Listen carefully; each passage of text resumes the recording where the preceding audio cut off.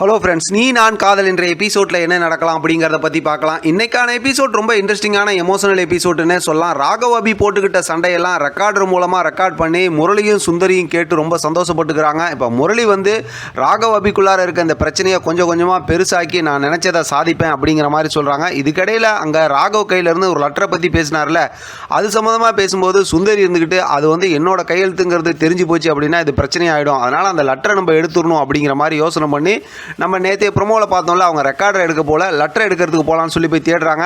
அங்கே பார்த்தா சமைக்கிறதுக்கு தர்மா அண்ணன் ஒருத்தங்க இருப்பாங்கல்ல, அவங்க தான் வந்து கதவை தட்டுறாங்க. நேற்றே நம்ம இதை கெஸ் பண்ணோம்.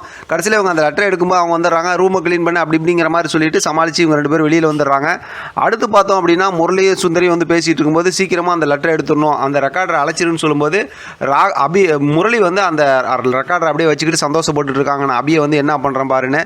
இங்கே பார்த்தோம் அப்படின்னா அபி ஞாபகமாகவே அபியோட அம்மா இருக்கிறாங்க. அந்த நேரத்தில் கரெக்டாக அபியோட அப்பா வந்து அபியை கூட்டிகிட்டு வராங்க. இப்போ சாப்பாடெல்லாம் சாப்பிட்டு ஜாலியாக பேசிகிட்டு இருக்காங்க. அந்த மாதிரி ராகவோட விஷயம்லாம் அப்படியே இடையில பேசுகிறாங்க. அப்போ பார்த்தோம் அப்படின்னா அவங்க அத்தை இருக்காங்கல்ல, அவங்கள வந்து பார்க்குறாங்க அபி. ஏன்னா அவங்களுக்கு தான் அந்த உண்மை தெரியல, ராகவும் அபியும் வந்து இந்த மாதிரி 6 மாதம் அக்ரிமெண்ட் போட்டு தான் இருக்காங்கன்னு சொல்லிட்டு. அதனால் ஆண்டாலும் அபியும் வந்து அப்படியே பார்த்துக்கிறாங்க. ஒரு மாதிரி எமோஷனல் மூமெண்ட்டாக இருக்குது. சாப்பாடெல்லாம் சாப்பிட்றாங்க. இப்போ ஒரு ஃபோன் வருது, கிளம்பி நான் போகணுன்னு சொல்லி வந்துடுறாங்க. அவங்களுக்கு வந்து ஆர்டர் கிடச்சிருக்காட்டிருக்கு. அந்த ஆர்டரோட அட்வான்ஸ் தான் கொண்டு வந்து இப்போ ராகவ்கிட்ட கொடுக்குறாங்க. ராகவும் அந்த பணத்தை வாங்கிக்கிறாரு, தேங்க்ஸ் சொல்கிறாரு, சாரி சொல்கிறாரு.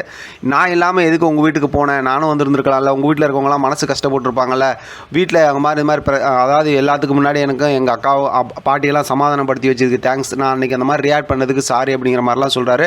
2 பேத்துக்குள்ளார டாம் அண்ட் ஜெரி சண்டைலாம் நிறையா போய்கிட்டு தான் இருக்குது. இதுக்கு வந்து அபி வந்து ரியாக்ட் பண்ணி பேசிகிட்டு இருக்காங்க. கடைசியில் பார்த்தா அந்த பணத்தை கொடுத்துட்டு வெளியில் போயிடுறாரு. இப்போ கார்டனில் பார்த்தோம் அப்படின்னா அஞ்சலி, அதே நேரத்தில் முரளி, சுந்தரி 3 பேர் வந்து பேசிகிட்டு இருக்காங்க.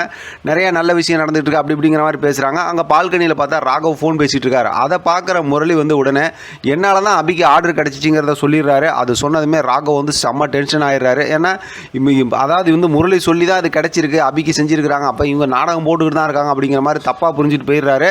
அதை பார்த்துட்டு இவங்களாம் சந்தோஷப்படுறாங்க, நம்ம நினச்ச மாதிரியே பிளான் போய்கிட்டு இருக்குன்னு. அதோடு இன்றைக்கான எபிசோட் முடிச்சிருக்காங்க. அடுத்து ப்ரோமோவும் சூப்பராக இருக்குது. அது சம்மந்தமாக நம்ம அடுத்த வீடியோவில் பேசலாம். இதை பற்றின உங்களோட கருத்து கமெண்ட் பாக்ஸில் தெரியப்படுத்துங்க. தொடர்ந்து ஆதரவு கொடுங்க. தேங்க்யூ ஃப்ரெண்ட், தேங்க்ஸ் ஃபார் வாட்சிங்.